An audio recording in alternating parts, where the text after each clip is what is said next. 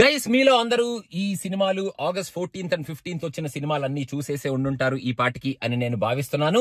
మన cinema picture ఛానల్లో ఈ సినిమా రివ్యూస్ మొత్తం అన్ని మనం పెట్టేయటం జరిగింది. నేను కూడా వీలైనంత వరకు సినిమాలన్నీ చూసేయటం జరిగింది అండ్ బాగా ఎక్స్పీరియన్స్ కూడా చేయటం జరిగింది ఈ సినిమాలన్నీ. సో ఇప్పుడు ఈ మూవీస్ లో నా ప్రిఫరెన్స్ ఆర్డర్ ఏమిటి అని నేను మీతో షేర్ చేసుకోబోతున్నాను. ఇది నా ప్రిఫరెన్స్ మాత్రమే. మీరు నా ప్రిఫరెన్స్ తో ఏకీభవిస్తే మీరు కింద థమ్స్ అప్ పెట్టండి. లేదరా ఈ సినిమాకి నువ్వు ఎలా ఇస్తావరా ప్రిఫరెన్స్ ఎర్రి వెదవా అనుకుంటే కింద మీరు మీ ప్రిఫరెన్స్ ని మెన్షన్ చేయండి. So no problem about it. So నా ప్రిఫరెన్స్ ఏమిటి starting from the top to the bottom ఏమిటి అంటే డెఫినెట్ గా ఈ సినిమా మనకి థియేటర్ లో ఇచ్చిన ఎక్స్పీరియన్స్ కి హ్యాపీగా మనం కూర్చొని ఎంజాయ్ చేసిన ఆ ఎక్స్పీరియన్స్ కి అండ్ సీక్వెల్ గా వస్తూ చాలా గట్టిగానే ఆ సీక్వెల్ ని నిలబెడుతూ ప్రీవియస్ పార్ట్ కి కనెక్ట్ చేస్తూ నీట్ గా మనల్ని ఎంజాయబుల్ గా ఈ థియేటర్ లో ఎంజాయ్ చేపించిన సినిమా స్త్రీ 2 కాబట్టి my first preference goes to స్త్రీ 2 in terms of entertainment and enjoyment from the theatre. After that నా ప్రిఫరెన్స్ మాత్రం సెకండ్ ప్రిఫరెన్స్ ఇక్కడ కొంచెం మంది ఏకీభవించొచ్చు లేకపోతే దూషించొచ్చు వాట్ ఎవర్ ఇట్ ఈస్.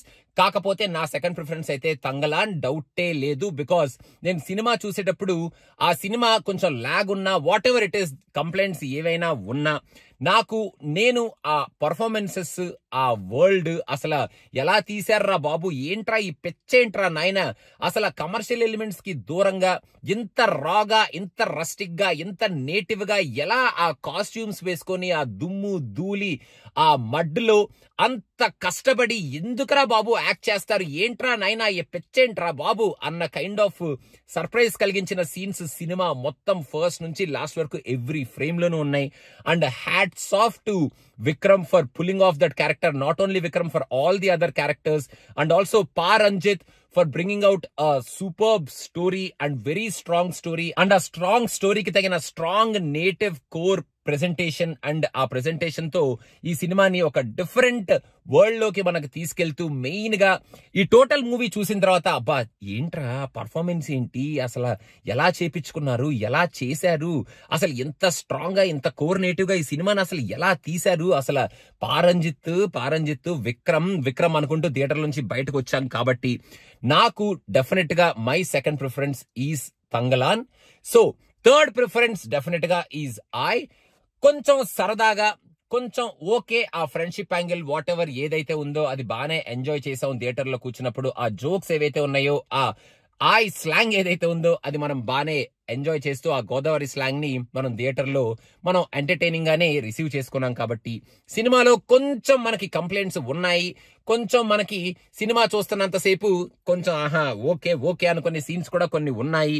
మరి హెవీ ఎక్స్పెక్టేషన్ పెట్టుకొని పెచ్చగా ఉన్న ఎంటర్టైనర్ చూస్తామరా అనుకుంటే మరి ఆ రేంజ్ కి ఈ సినిమాలో ఆ పెచ్చగా ఉన్న ఎంటర్టైన్మెంట్ లేకపోయినా మిగతా సినిమాలతో కంపేర్ చేస్తే మనం థియేటర్కి వెళ్ళి కూర్చొని అమ్మయ్య ఓకే లెట్ ఇట్ గో అని ఒక రిలాక్స్డ్ ఎన్వైరన్మెంట్ లో ఆ అంబియన్స్ లో మెయిన్ గా ఆ గోదావరి అంబియన్స్ లో ఆ క్యారెక్టర్స్ ని ఆ స్లాంగ్ ని ఆ వెనకాల ఉన్న ఆ నేటివిటీని చూస్తుంటే బాగా హాయిగానే ఉంది. కాబట్టి my preference for the third movie is ఇంకా ఇప్పుడు the major debate will start.